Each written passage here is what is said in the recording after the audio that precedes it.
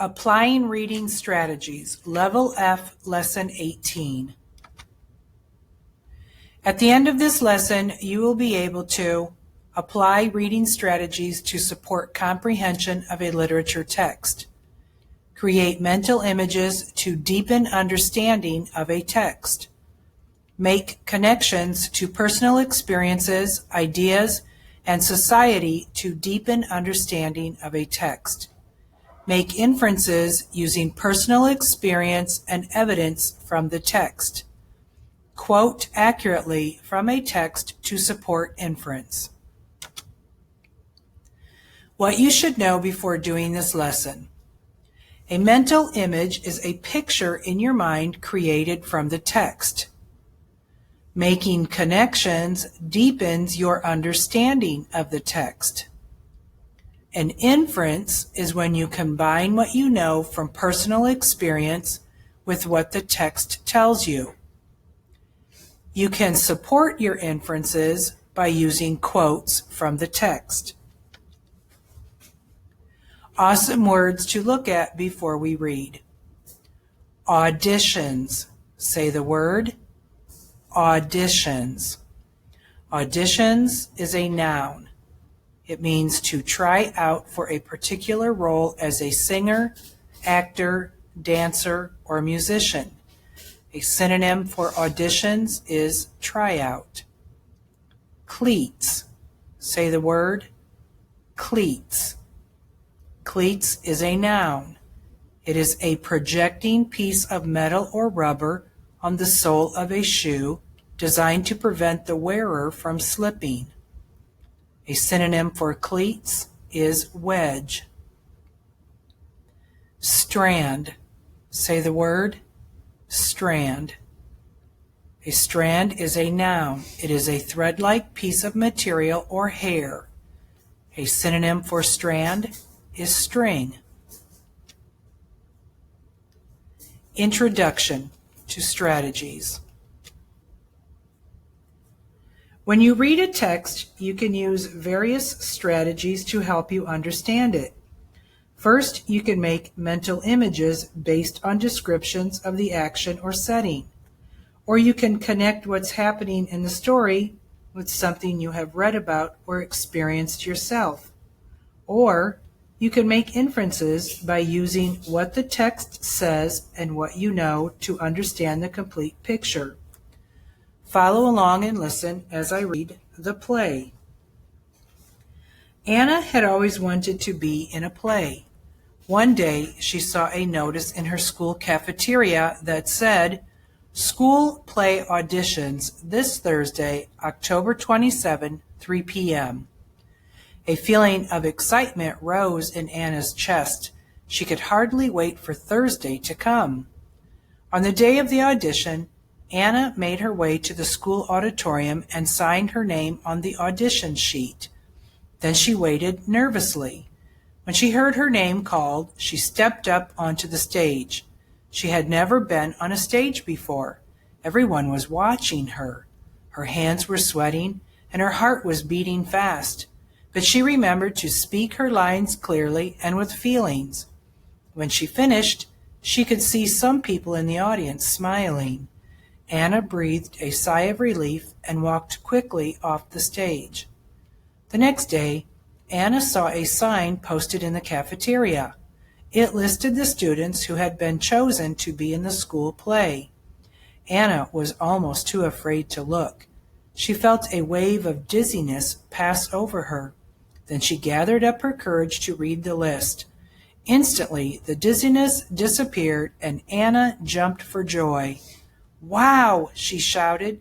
She couldn't wait to tell her friends the good news. When I read about the sign announcing auditions, I picture it in my mind. I also picture what Anna looks like as she excitedly reads it. This helps me understand what is happening. When I relate a text to personal experiences and ideas, this increases my understanding. When I read about Anna's hands sweating and her heart beating fast, I know she must be nervous because that same thing happens to me when I'm nervous. The story does not explicitly tell us that Anna got a part in the school play. Can you make an inference about what happened? I know that when you're in a play, you have to read your lines clearly and with feeling.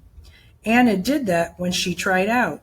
That tells me that she might have gotten a part in the play.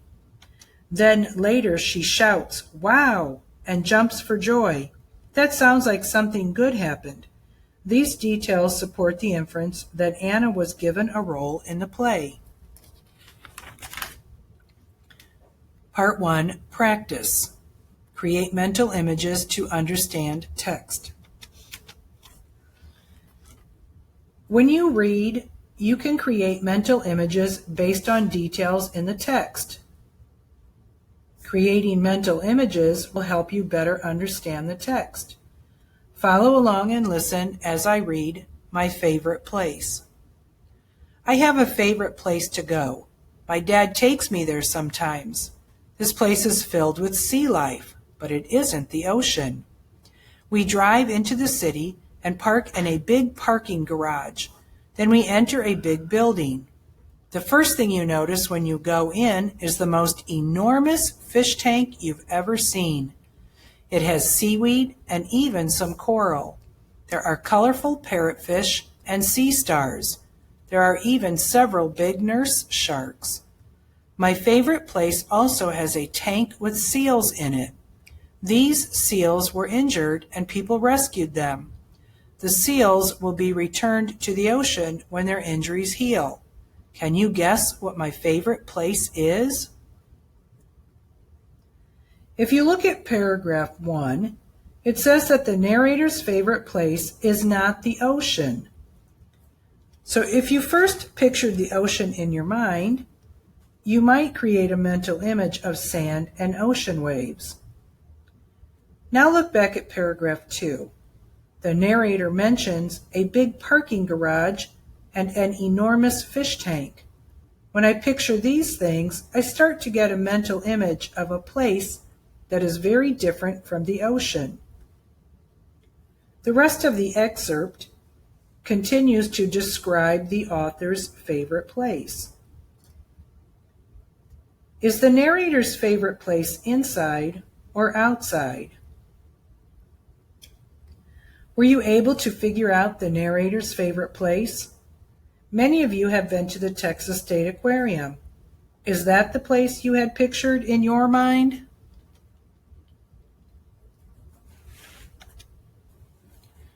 Part 2, Make Connections. You can make connections to what you know from your own experience and about the world to deepen understanding of a text. Follow along and listen as I read The Curious Puppy. When Carlos got home, he left his soccer ball in the hall, his cleats in the kitchen, and his dirty clothes on the bathroom floor. Carlos's sister Maria had a new puppy. "Be sure to pick up your things," said Carlos's mother. "You know how curious puppies are." "Sure thing," said Carlos. He petted the puppy and then went out to play basketball with some friends. Later, Carlos came back in. His dirty clothes were everywhere.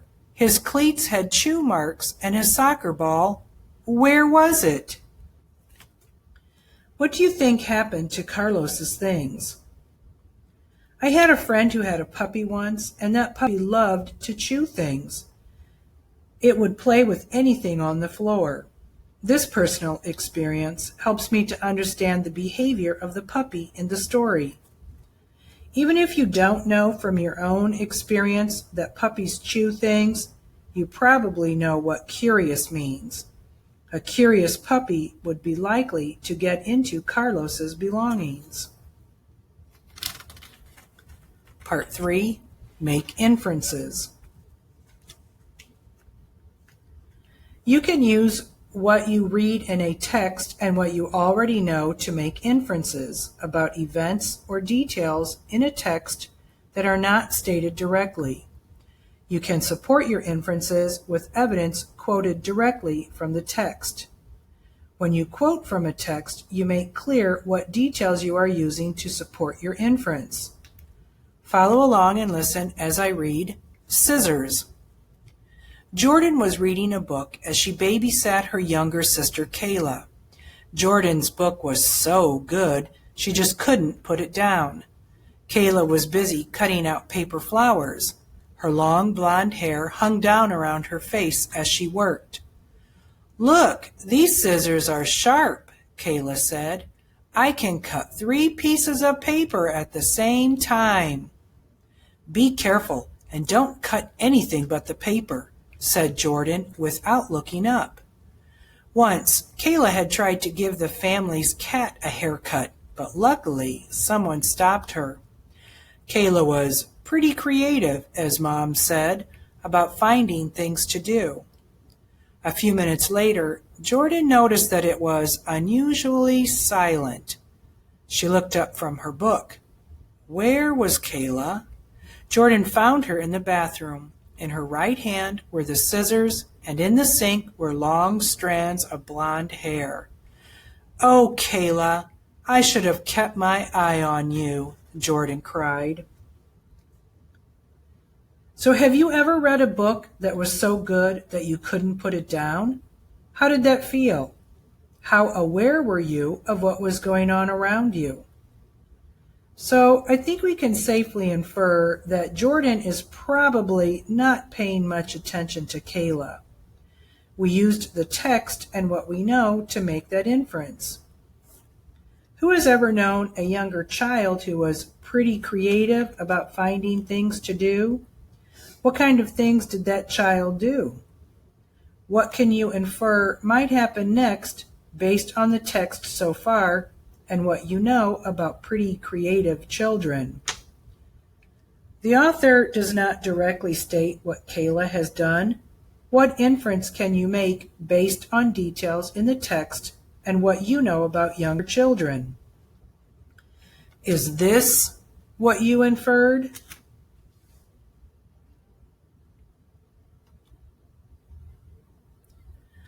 Let's review the concepts we covered in this lesson. Reading strategies support comprehension of a literature text. Creating mental images can deepen understanding of a text. Making connections to a literature text deepens understanding. Inferences come from linking personal experience to a text. We read the awesome words, auditions, cleats, and strand. Assignment. Directions. Read It Happens Every Winter. Make a connection to what you know happens in the real world, then infer what has happened during the night. Show your teacher your hard work. Bring the completed paper to the next Zoom class or take a picture and upload it onto Canvas.